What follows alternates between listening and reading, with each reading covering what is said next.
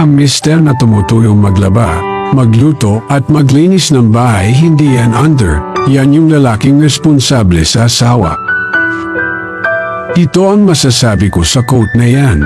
Alam mo, kahugot, madalas may stigma sa lipunan natin na kapag ang isang lalaki, lalo na ang mister, ay tumutulong sa gawaing bahay tulad ng paglalaba, pagluluto, at paglilinis, iniisip ng iba na siya ay under o underdesire.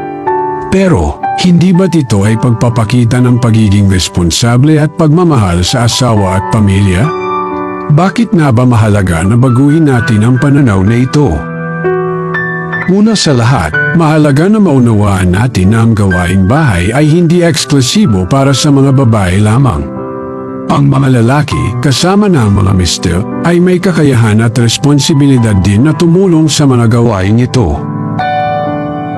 Ang isang mister na tumutulong sa bahay ay nagpapakita ng kanyang pagiging mapagmahal at mapag-alaga sa kanyang asawa.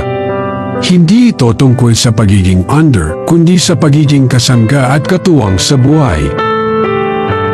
Sa panahon ngayon, kung saan marami na ring kababaihan ang nagtatrabaho sa labas ng bahay, ang pagtulong ng mga mister sa gawaing bahay ay isang paraan ng pagpapakita ng suporta at pagbabahagi ng responsibilidad. Ang pagiging responsable sa asawa ay hindi lang tungkol sa pagbibigay ng pera o material na bagay.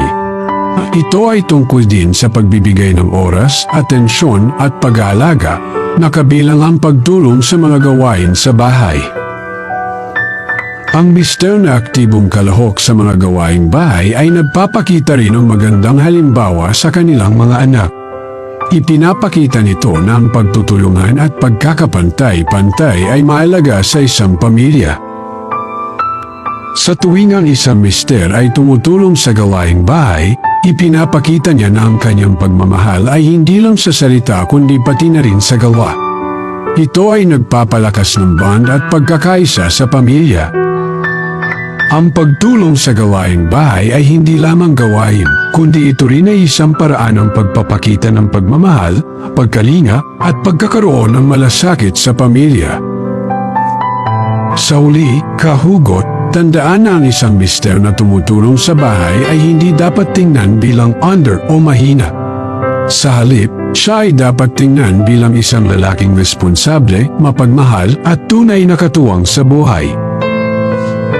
Kaya, kahugot, sa susunod na makakita ka ng isang mister na aktibong tumutulong sa bahay, alalahanin mo na ito ay isang pagpapakita ng kanyang pagiging responsable at mabuting asawa. Ang ganitong klase ng mister ay dapat pahalagahan at ipagmalaki dahil siya ay nagpapakita ng tunay na diwa ng pagiging isang mabuting kapareha at ama sa kanyang pamilya. Salamat sa patuloy na panunood at sana'y meron kang natutunan. Ako si Boy Hugot, ang biyayerong tagapayo at hugotero.